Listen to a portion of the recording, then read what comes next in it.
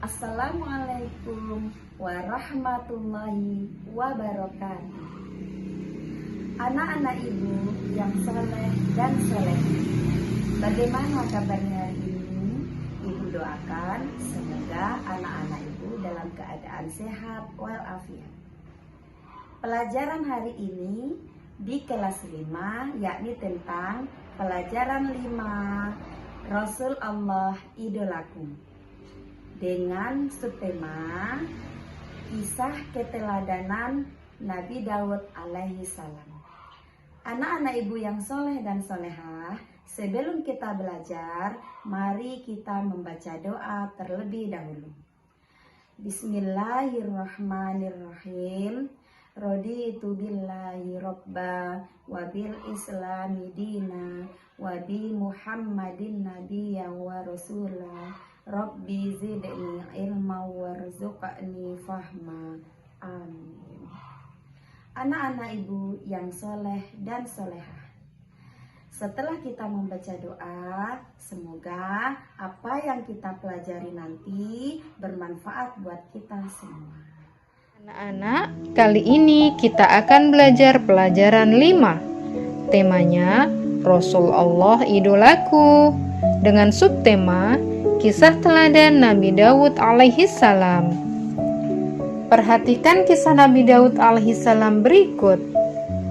Nabi Daud alaihi salam adalah salah satu seorang nabi yang berasal dari Bani Israel, yaitu dari Sibit Yahuda. Ia merupakan keturunan ke-13 dari Nabi Ibrahim alaihissalam. Daud hidup pada masa Raja Talut yang beriman dan Raja Jalut yang kafir.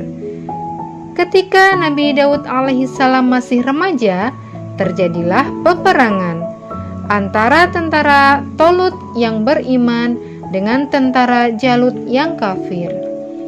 Raja Talut berada di tengah-tengah kaum Bani Israel. Dengan membawa strategi perangnya, ia memilih 70.000 orang sebagai prajurit. Salah satunya adalah seorang pemuda bernama Daud. Keesokan harinya, Talut berangkat berperang. Di tengah-tengah perjalanan dengan udara gurun yang sangat kering dan panas, membuat mereka kehausan, bahkan kehabisan bekal. Kemudian Raja Talut mengistirahatkan tentaranya di tepian sungai, dan ia memerintahkan kepada tentaranya agar tidak berlebihan dalam meminum air, dan jika ada yang melanggarnya, maka dia bukan pengikutnya lagi. Ketika pemandangan sungai telah tampak oleh mata para prajurit, mereka lupa akan janjinya. Karena terpukau dengan kejernihan air sungai itu, serentak para prajurit lupa akan janjinya. Bahkan beberapa di antara mereka menyeburkan dirinya dalam sungai dan minum sepuasnya. Hanya tinggal sedikit saja prajurit yang teguh dengan pendiriannya, termasuk Nabi Daud alaihissalam. Akhirnya Raja Talut melanjutkan perjalanannya dengan sedikit tentaranya dan meninggalkan tentara yang melanggar. Strategi perang pun diatur dengan sangat rapi oleh Talut. Ketika telah tampak Raja Jalut dengan tentaranya, Raja Talut dengan para prajuritnya berdoa di dalam hati.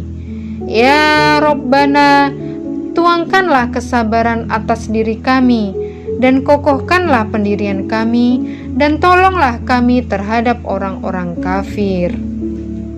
Dengan kondisi tentara Raja Talut yang kehausan, menjadikan semangat mereka semakin berkobar. Kemudian tibalah saatnya peperangan dengan Raja Jalut yang kafir. Banyak korban yang berjatuhan di pihak Raja Jalut. Kemudian Raja Jalut maju ke depan dan menantang tentara Raja Talut. Tanpa banyak bicara, Nabi Daud alaihissalam menjawab tantangan tersebut. Atas izin Allah Subhanahu wa Ta'ala, Daud yang kecil dapat mengalahkan Raja Jalut yang besar.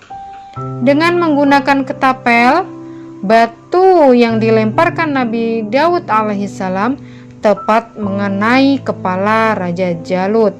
dan Jalut pun meninggal dunia atas seizin Allah Subhanahu wa Ta'ala.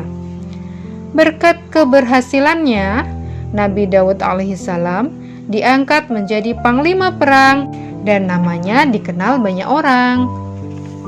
Pada suatu ketika, sesudah Raja Talut wafat, Nabi Daud alaihissalam diangkat menjadi raja. Allah Subhanahu wa Ta'ala memberikan kerajaan dan ilmu pengetahuan kepada Daud. Daud adalah orang yang amat taat kepada Allah Subhanahu wa Ta'ala. Beliau mempunyai kekuatan dalam beribadah, terutama sholat malam, berpuasa separuh tahun, yaitu sehari berpuasa, sehari lagi berbuka, berselang-seling, serta banyak amal solihnya. Karena keberaniannya yang luar biasa itu, beliau tidak melarikan diri ketika bertemu dengan musuh.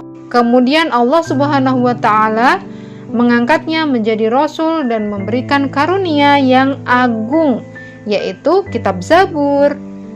Kitab Zabur adalah salah satu mukjizat dari Nabi Daud alaihissalam.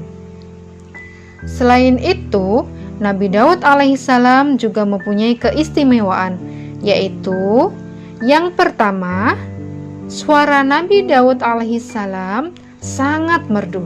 Suaranya tidak ada tandingannya dari dahulu sampai dengan sekarang. Apabila Nabi Daud bernyanyi atau membaca isi kitab Zabur, maka gunung-gunung dan burung-burung ikut bertasbih bersama Nabi Daud alaihissalam. Keistimewaan yang kedua adalah Nabi Daud dapat melunakkan besi seperti halnya lilin dan dapat merubah bentuk besi itu tanpa menggunakan alat apapun.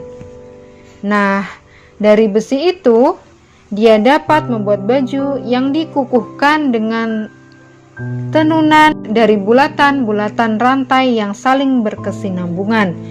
Berdasarkan kisah Nabi Daud alaihissalam tersebut, maka hikmah yang dapat kita ambil adalah: 1. Hendaknya menaati pemimpin yang membela agama Allah Subhanahu wa Ta'ala. 2. Memiliki sikap berani dan percaya diri. 3.